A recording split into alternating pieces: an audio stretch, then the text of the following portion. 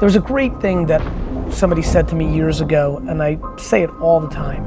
There's two ways to build the biggest building in town. You either just build the biggest building in town, or you spend all your time tearing everybody else's building down. And if there's anything on my last breath that I'm most proud of, is I'm out here just trying to build the biggest building. It would be the best if all 8 billion people had this mindset. You wouldn't have a single bad thing happen in society. If you actually cared about everybody else and didn't impose your own hurt on someone else. So where do we start? Because you would say parents, maybe? Yeah, I think you start with even the conversation. We start with this fucking film.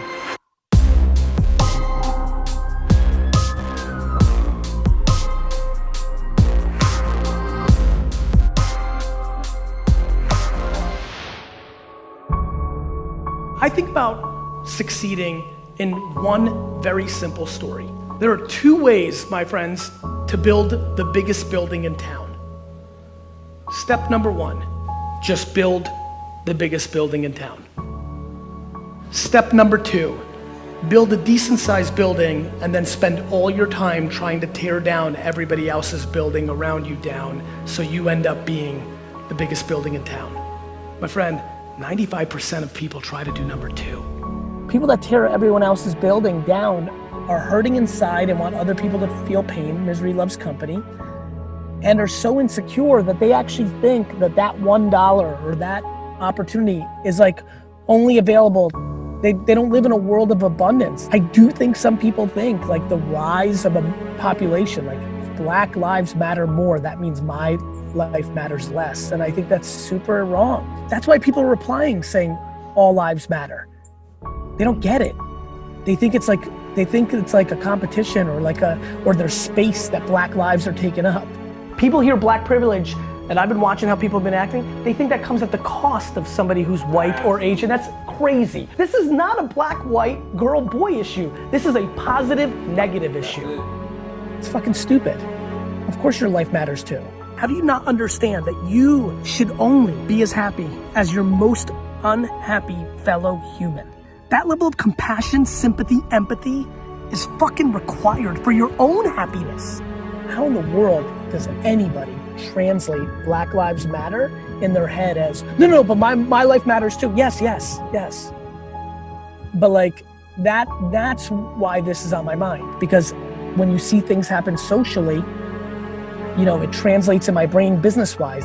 These are the same people that think when somebody else's store opens up that they're gonna lose. See, I think the problem is so many people want to win at somebody else's expense without understanding that there's so many variations of winning and every one of us has a totally different definition for it. And when my homie Travis from Uber and when my homie Chris Sacca becomes the best VC and goes on Shark Tank and they beat me, I'm the most pumped for them. They deserve it. And then I say, but it's not over yet.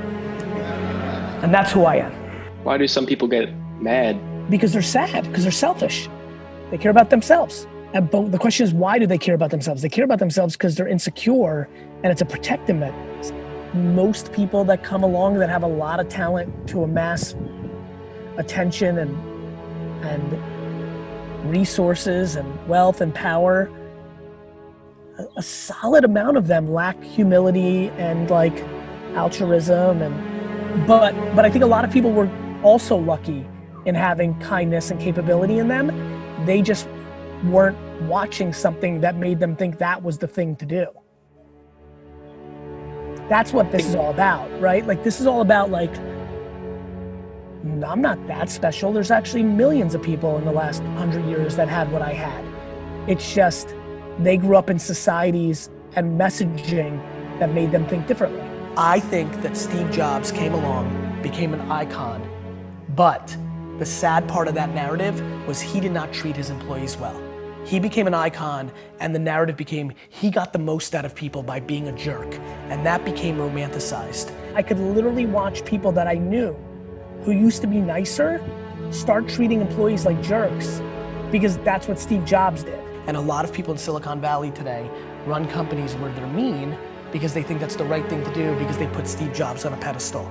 I want my pedestal moment. I want to become that big. And what I want to come from that is that kids that aren't even born today think that they can build a $5 billion company and be a great guy or a great gal. And what I want to do is inspire two 14-year-old girls in Kansas City right now to build $1 billion company on having a bunch of employees hugging each other in the halls. I feel this crazy, weird sense of responsibility that I was given all this talent and capability. And I'm like, okay, I need to communicate like how I do it, because I do think I do it with a more empathetic, sympathetic, compassionate, human, good intent. And like, I'd be lying if you ask me point blank, do I feel like I've already moved the collective entrepreneurial world a little bit, a hair towards it? I do, because I've just had hundreds and hundreds and hundreds and even thousands of entrepreneurs reach out to me and say, I'm a better person because of this or that. And I think the more successful I am, the more people will try to parrot that behavior. So I think positivity and good is practical advice to building an empire. And I want to be the poster child of the person that built the biggest, baddest empire and did it by being a good dude along the way. And that's the legacy I want to leave. Let me make it perfectly clear to you. The world is abundant. Nobody else is taking out of your pocket. Everybody who's watching this film right now, if you're good enough, nothing's gonna stop you.